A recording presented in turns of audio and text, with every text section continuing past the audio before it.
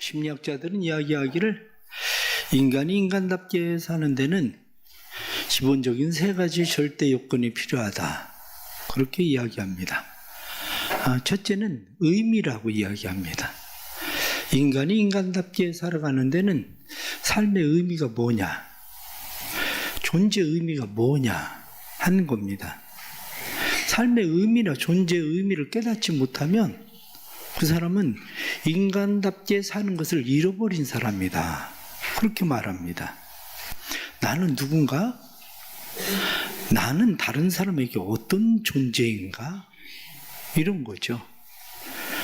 나에 대해서 내가 잘 알 수는 없어도 때로는 나에 대한 의미를 다른 사람을 통해서 안다는 거예요. 다른 사람이 나에게 엄마 그러면서 내가 엄마의 역할을 해야 되는구나. 엄마라는 존재, 의미, 그것을 깨닫게 되는 거죠. 그래서 심리학자는 이야기하기를 자기가 자기를 안다는 것 자체가 다른 사람들로부터 알려진 바에 의해 자기를 아는 것이다. 그렇습니다. 다른 사람들이 나를 어떻게 보는지, 나는 어떤 존재인지, 어떤 의미를 가진 건지. 그래서 돈을 버는 이유도, 공부를 하는 이유도, 성공을 하려고 하는 이유도 사실은 존재 의미와 관계가 아주 깊다는 거죠. 결국 내가 존재하고 있는 이 존재의 가치를 높이는 거죠. 두 번째는 안정성이라고 말합니다. 1차적인 인간의 안정성은 의식주에 있습니다. 인간의 의식주가 해결되지 못하면 안정감이 떨어집니다. 그런데 의식주가 해결되면 인간은 1차적인 안정감을 갖게 됩니다. 그런데 1차적인 안정감을 가지고 있다고 해서 사람들은 안정감을 가지고 있느냐? 그렇지는 않습니다. 집 있고 돈 있고 먹을 것 있고, 그런데도 불구하고 마음의 근심과 걱정과 염려와 불안과 두려움, 이게 떠나지를 않으면 그 사람은 안정감을 가질 수가 없습니다. 평안한 마음을 원할 때에 이 평안한 마음은 1차적인 것으로부터 오기도 하지만 2차적인 것으로부터 우리의 삶에 평안함이 오는 거죠. 세 번째는 소속감이라고 이야기합니다. 인간은 더불어 사는 존재입니다. 그래서 나는 어디에 소속되어 있나? 내가 가정에 소속되어 있다는 거. 때로는 직장에 소속되어 있고, 때로는 어떤 공동체에 소속되어 있고, 사람이 자기의 소속되어 있는 곳이 어디냐, 거기에 따라서 돈을 얼마나 더 받느냐, 받지 못하느냐, 그거보다도 사실은 소속감이 굉장히 중요하다는 겁니다. 때로는 돈 많이 버는 직장을 갖는 것보다 어떤 사람들은 버려진 사람을 위해서, 그들을 위해서 일하며 그들과 함께 더불어 살아가는데 소속감을 느끼고 사는 사람들도 많습니다. 그렇기 때문에 때로는 친구와 직장과 나라와 교회와 사람들은 함께 더불어 살아가는 소속감 때문에 행복해합니다. 그런데 인간이 인간다움을 잃어버리게 되는 중요한 이유 중에 하나가 뭐냐면 장애라는 거예요. 장애가 사람에게 찾아오면 이 장애 때문에 인간이 인간다움을 잃어버리기가 너무 쉽습니다. 그런데 인간이 인간다움을 잃어버리는 것은 장애를 갖게 되면 안정감도 잃어버리게 되고 소속감도 잃어버리게 되고 자연적으로 삶의 의미와 존재 이유에 대해서 사람들은 잃어버리게 됩니다. 장애라고 하는 것이 뭐냐 이렇게 이야기할 때 상해, 질병, 유전적 결함으로 말미암아 만성적인 신체적 혹은 정신적 불능 상태에 있는 사람을 말한다라고 정의를 하고 있습니다. 신체적인 장애만이 아니라 정신적 장애, 우리의 사회에 살아가는 데 있어서 많은 사람들은 이러한 장애를 가지고 있습니다. 그래서 질병으로 인해서 장애, 사고로 인해서 장애, 때로는 정신지체나 시각장애, 청각지체, 그리고 정서, 언어, 특정 학습, 복합, 이러한 등등의 장애들을 사람들은 가지게 됩니다. 그런데 이러한 장애들을 갖게 되면 사람들은 장애 때문에 사회로부터 저변으로 점점 밀려나는 삶을 상황에 빠지게 되는 거죠. 육체적 장애를 가지거나 정신적 장애를 가지고 있는 사람들, 이 장애를 가지고 있는 사람들이 기본적으로 찾아오는 게 뭐냐면 열등감입니다. 내가 다른 사람들보다 뭔가 부족하다는 것을 느끼면서 열등감을 갖게 되죠. 정서적인 장애하고는 조금 다르기도 합니다. 그러나 또 하나는 장애를 가지고 있는 사람들의 대부분이 사람을 기피한다는 거죠. 그래서 사람들을 자꾸 이리저리 피하다가 보니까 스스로 고립되는 상황도 만들어지고 사회적인 고립도 일어나게 됩니다. 특히 그리스도인들이나 사람들 가운데 갖게 되는 장애가 오는 또 하나가 뭐냐면 죄의식입니다. 사람들은 이게 꼭 죄 때문에 일어나는 일이 아닌데도 불구하고 어떤 사람들은 내가 무슨 죄를 지어서 죄값을 치르고 있는 건가? 라고 하는 죄 때문이라고 생각하는 자기를 자책하는 일, 이게 죄 때문에 일어나는 일이라는 수치감, 이런 것들 때문에 혹시 나는 하나님 앞에 버림을 받았나, 저주를 받았나, 이런 생각들을 사람들은 하게 됩니다. 우리가 질병을 앓거나 어떤 일이 생겨서 병원에 입원하거나 이런 사건들이 일어날 때 사람들은 제가 힘들고 어려워요, 저 좀 위해서 기도해 주세요 라고 이야기하지 않습니다. 병원에 입원하면 조용히 갔다가 목사도 모르게 퇴원합니다. 왜 그렇습니까? 그게 누가 그 사람을 그렇게 해서가 아니라 스스로 기피하고 스스로 죄의식을 갖고 이러한 일들이, 혹시 다른 사람들이 내가 이런 일을 당했다고 이야기할 때 저 사람은 죄가 있어서 그런 거 아니야 라고 생각할까 봐 그런 의식들을 갖게 되는 일들이 많이 일어납니다. 결국 사람들로부터 격리되고 사회로부터 격리되고 경제적인 고통이 따르게 되고, 그리고 가족들과 때로는 사회보장제도에 의해서 보호받지 못하면 이 사람들은 완전 인간됨을 말살돼 버리는 경우들을 허다하게 우리는 많이 만나게 됩니다. 오늘 성경 본문에 나타난 말씀을 보면 시각장애인 바디메오라는 사람이 나옵니다. 이 바디메오라는 사람은 인간이 인간답게 살아가는 이 모든 것을 다 잃어버린 사람이에요. 이 사람은 자기의 정체성을 잃어버렸습니다. 내가 삶을 살아가는 데 있어서 삶의 의미, 난 왜 존재하는지, 그 사람은 이름도 없습니다. 보편적으로 사람들이 태어나면 누구나 다 이름을 갖게 되는데 이 사람의 이름은 바디메오, 디메오의 아들, 그런 이야기예요. 아니 자기 이름도 없이 디메오의 아들, 이렇게 그 사람 소경이야, 그 사람 디메오의 아들이야, 그 사람 고지야, 이렇게 불려지는 자기 정체성도 잃어버린 사람이 되고 만 거죠, 이 사람이. 그것뿐만 아니라 이 디메오의 아들 바디메오, 이 사람은 인간됨에 안정감이 없어요. 누구한테 늘 얻어서 먹어야, 구걸을 해서 먹고 살아야 되는 안정감조차도 상실해버린 그런 사람이죠. 이 사람이 어디에 소속되어 있겠습니까? 그때 당시에 사회에서는 장애를 앓게 되면 대부분 버려지는 사람들이에요. 지금같이 사회보장제도가 되어 있는 것도 아니고, 그러니 이때 당시에 사람들이 완전 버려진, 그러니 자기 스스로 인간의 문제를 해결할 수 있는 힘도 없고 능력도 없고 아무것도 할 수 없는 어떠한 상황도 갖추지 못한 사람이 되고만 그런 한 사람이 있었다, 그 얘기예요. 그런데 이 바디메오라고 하는 사람이 소문을 들었어요.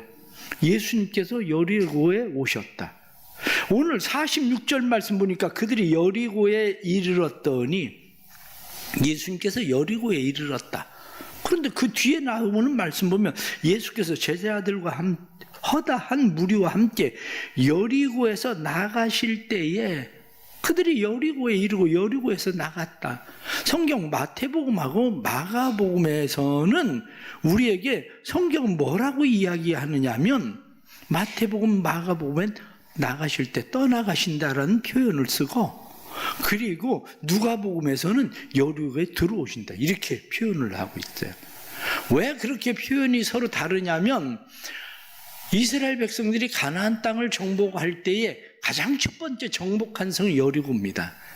그런데 여리고 성을 정복하고 그리고 여호수아가 이야기해요. 다시 이 성을 세우지 마라, 이렇게.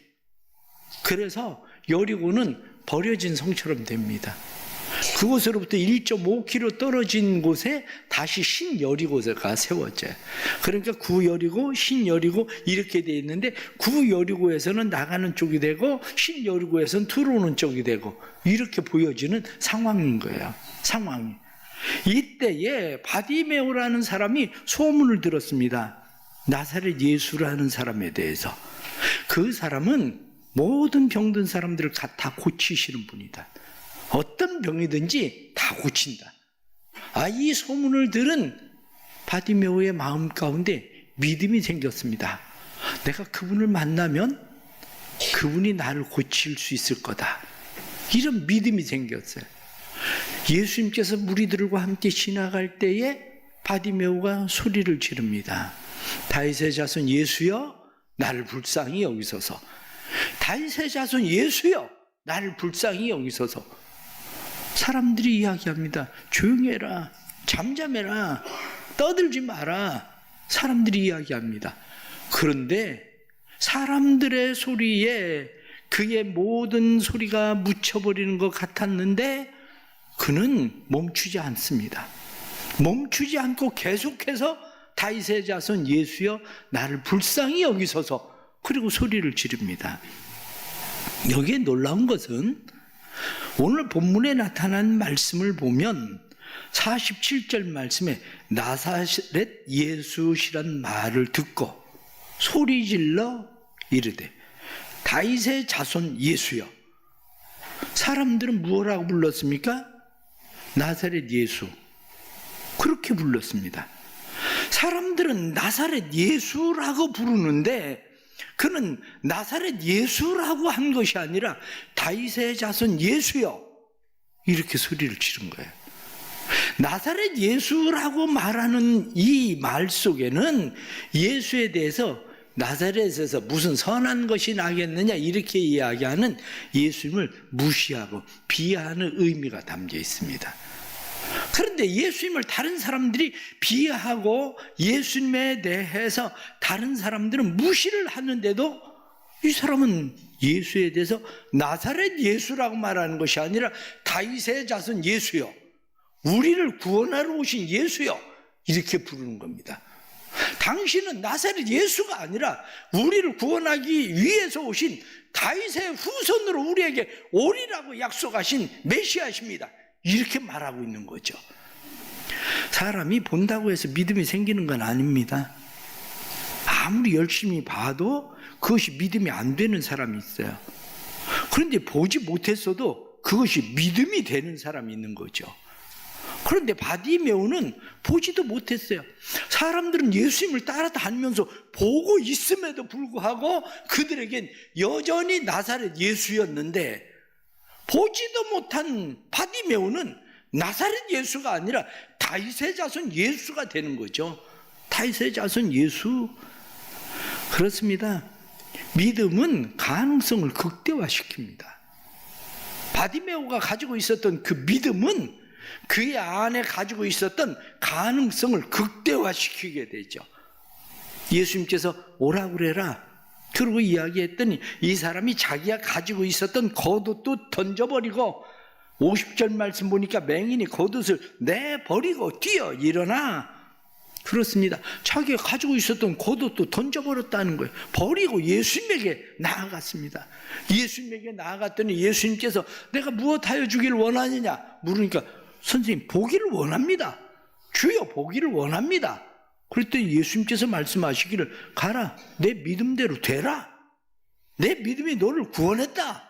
예수님께서 말씀하시니까 그가 보게 되어서 예수님을 따르는 사람이 되었다. 성경 그렇게 우리에게 말씀을 해주고 있는 거죠. 그렇습니다. 신앙이라는 게 뭡니까? 우리의 신앙이라고 하는 것은 발견입니다. 예수님을 누구로 발견하느냐? 내가 오랫동안 교회를 다녔어도 내가 예수를 어떻게 발견했느냐? 예수를 나사렛 예수로 발견하느냐? 아니면 예수를 다윗의 자손 예수로 발견하느냐? 우리가 믿는 신앙은 어떤 신앙입니까? 사람들이 가지고 있는 그 신앙의 많은 사람들은 예수 믿으면 병도 고침 받는데, 맞습니다. 병 고침을 받습니다. 예수 믿으면 마음이 평안해져.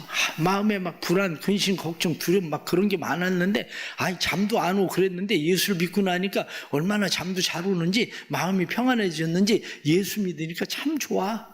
그럴 수도 있습니다. 예수 믿고 그 사람은 부자 됐대. 그럴 수도 있어요.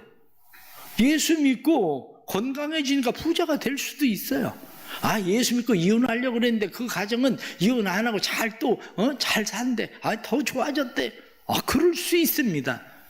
그러나 그것은 반쪽짜리예요. 왜 반쪽짜리냐? 우리가 예수를 믿는다 이렇게 이야기할 때 예수를 우리는 왜 믿습니까? 예수님이 세상에 오신 것은 우리의 반쪽짜리 구원을 위해서 예수님이 세상에 오신 것이 아니라 우리의 전인 구원, 우리의 모든 것을 구원하기 위해서 예수님은 세상에 오신 거예요. 우리의 몸과 우리의 혼과 우리의 영 뿐만 아니라 우리의 몸과 우리의 혼과 우리의 영이 구원함을 받아서 이 땅에서 하나님의 나라를 누리고 살 수 있도록 만들기 위해서 예수님은 세상에 오셨다는 겁니다. 우리의 단순히 죄 용서함만을 위해서가 아니라 이사야 53장 5절에 나타난 말씀처럼 그가 채찍에 맞음으로 너희가 나음을 입었다. 우리의 병과 질고와 우리의 모든 연약함을 그가 담당하셨다. 이렇게 말씀하신 것처럼 우리의 몸과 우리의 혼과 우리의 영, 우리의 병과 우리의 질고, 우리의 모든 것들을 친히 담당하기 위해서 예수님이 오셨다는 겁니다. 어떤 사람은 생각할 겁니다. 세상에 그런 일이 있겠어. 죽어서 천국이나 가면 되는 거지.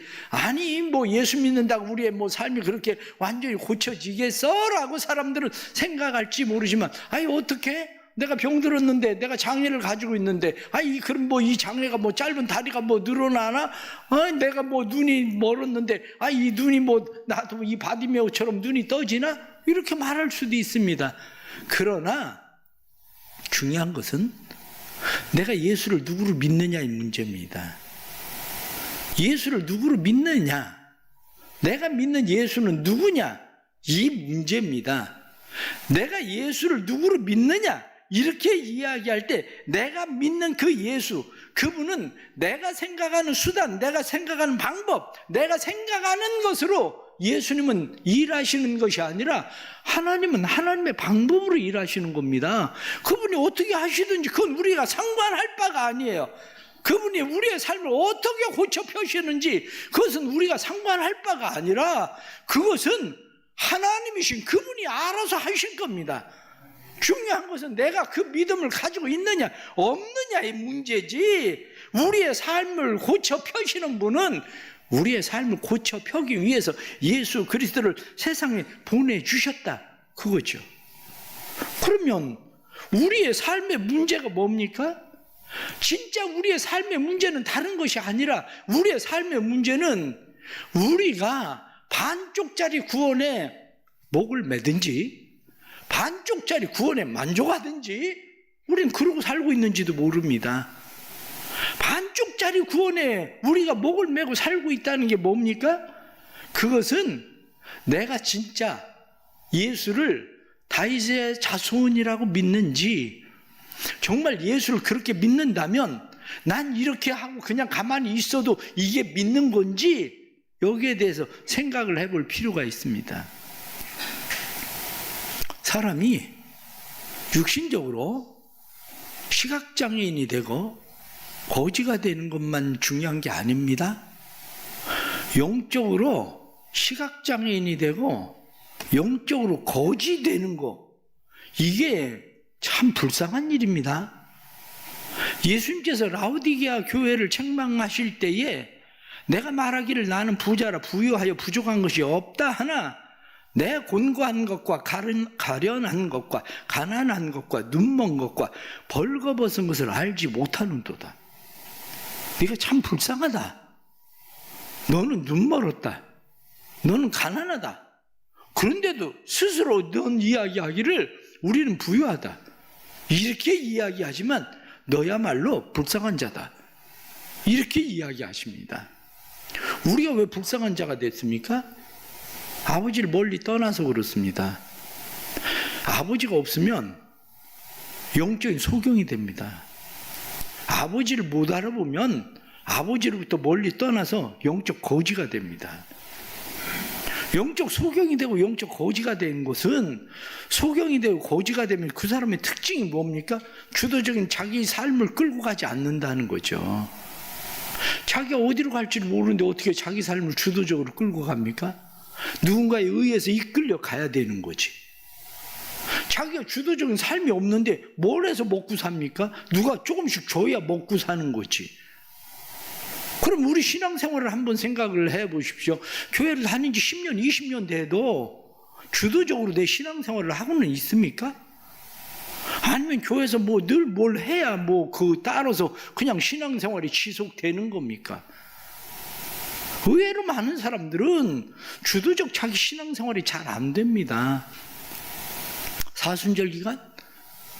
올해는 제가 사순절에 뭐 금식하라고 금식표도 안 만들고 뭐 153 기도회도 그런 표 안 만들겠다 그런 얘기 하지만, 그러면 그 뭐 이름표 써놓고 막 할 때는 이름 쓰고 금식도 하고 기도도 하고 막 그러던 사람들이, 주도적으로 자기 신앙생활을 그렇게 할 수 있는 사람들이 여기서 얼마나 될까? 좀 더 성장해서 주도적으로 신앙생활을 하기를 원하지만 제가 보기엔 쉽지 않습니다. 아마 제가 생각하기에는 뭐 주도적으로 막 하면 그래도 한 번, 두 번이라도, 뭐 10번이라도 참여하고 그러던 사람들도 심지어는 한 번도 안 할 거려? 그러니까 영적 거진 거예요. 그러니까 주도적으로 자기의 신앙을 끌고 갈 수 있어야 되는데, 누가 데려다 여기다 놓으면 여기 와 앉아있고, 데려다 저기 갖다 놓으면 저기 앉아있고, 뭘 조금 주면 그거 조금 얻어먹고, 그게 왜 올해 내일부터 20일 특별 새벽 기도회를 하면서 큐티를 제가 가르치고 큐티를 하겠다고 얘기를 합니까? 주도적으로 말씀을 어떻게 읽어야 되는지, 말씀에서 어떻게 그것을 내가 말씀을 찾아 먹어야 되는지 그걸 가르치려고 하는 거예요. 주도적 신앙생활을. 그런데 영적 거지가 되면 이 사람들은 거의 특징적인 것이 있는데, 그게 뭐냐면 게을러진다는 거예요.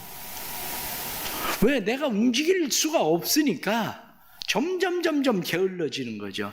누가 끌고 가야 거기 자리에 놔야 그거 있고, 내가 뭐 더 벌어서 얻어 먹을 수 있는 것도 아니니까 그냥 주는 대로 먹고 사는 게으름이 삶의 자리를 잡아버립니다. 삶에 규칙이 없어져요. 규칙이. 신앙생활에도 자기 신앙생활에 규칙이 생겨야 돼요. 그래도 주일날은, 그래 무슨 일이 있어도 주일은 성수주의를 해야 되겠다, 그리고 성수주의를 하려고 하고, 그리고 시간 정해놓고 내가 성경이라도 읽고 기도생활이라도 하려고 하는 주도적인 것이 있어야지, 계획적인 것이 있어야지. 그래도 올 한 해는 계획적으로 1년에 하루에 한 장씩이라도 성경 읽어서 신약 성경을 소리에 내서 1년 한 번 성경을 읽어보자 얘기를 하지 않아요? 그런데 그 밥도 못 먹는데 스스로 알아서 밥을 어떻게 먹습니까? 안 되죠, 그게. 그러니까 영적 거지가 되고 영적 소경이 되는 겁니다. 신앙생활은 점점 게을러지고. 그러나 사랑하는 성도 여러분, 왜 우리는 이 자리로부터 벗어나야 됩니까?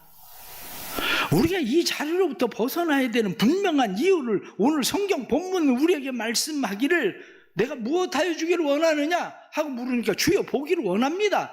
선생님이여 보기를 원합니다. 그래? 내 믿음이 너를 구원하였다. 그래서 말씀 52절 말씀을 보니까 그가 곧 보게 되어 예수를 길에서 따르니라. 예수를 길에서 따랐다. 이 예수를 길에서 따랐다는 게 대단히 중요한 겁니다.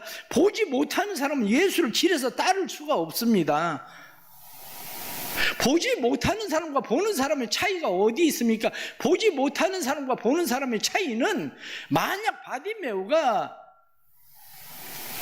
나사렛 예수여라고 부른 게 아니라 다윗의 자손 예수여, 그러면 저 사람 진짜 믿음이 있구나, 저 사람 예수에게로 데려가야 되겠다, 그리고 예수에게 데려갔을 거예요.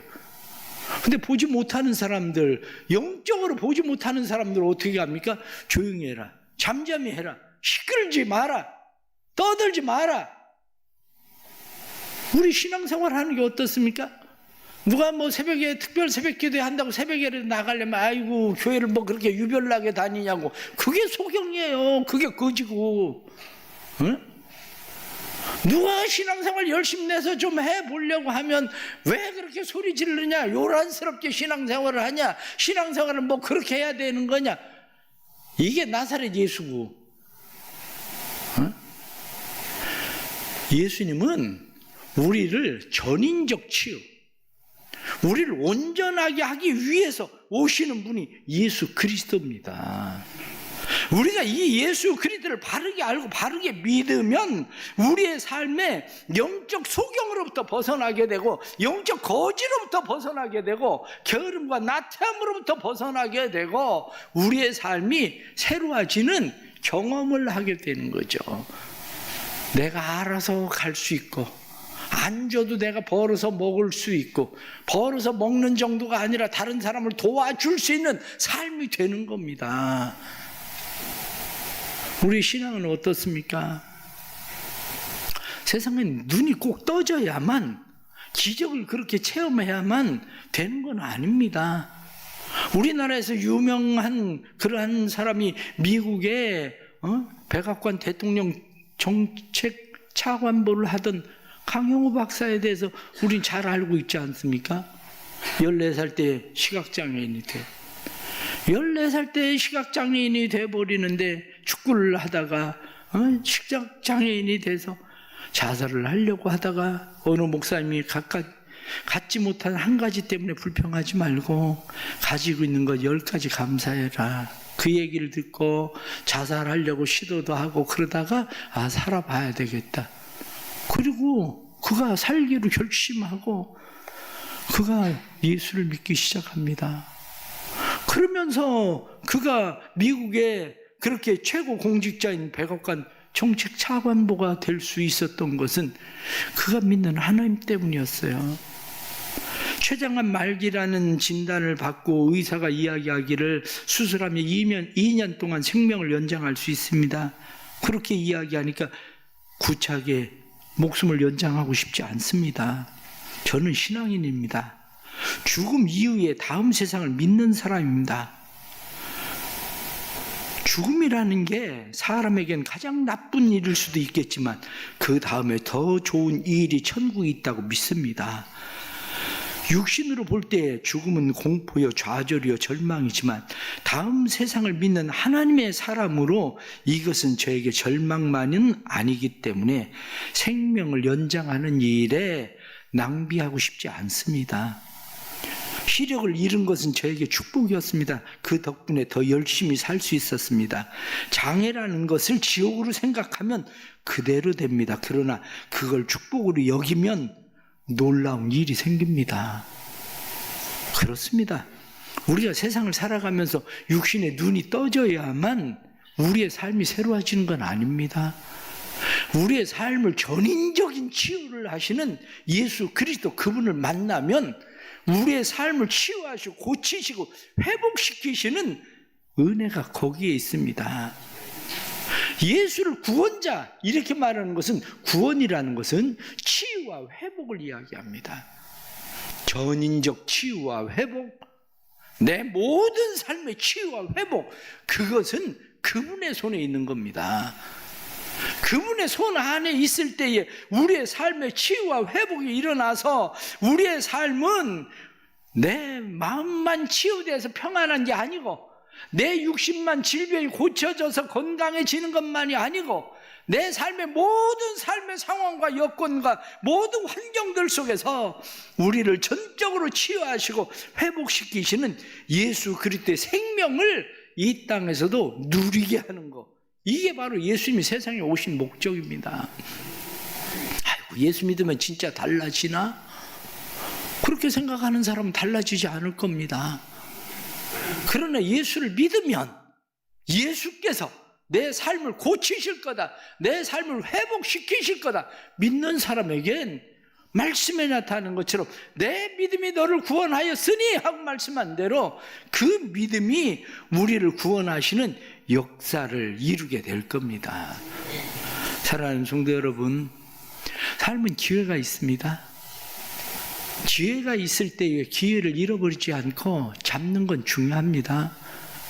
바디메오가 예수님께서 여리고를 떠나가시기 전에 다윗의 자손 예수여 그리고 부르짖던 것처럼 사람들이 그렇게 하지 마라 하고 이야기해도 이러한 모든 사람들의 멸시와 천대와 장애로부터 그것을 극복해 나가는 것처럼 우리에게 주어지는 기회 잘 잡을 필요가 있습니다.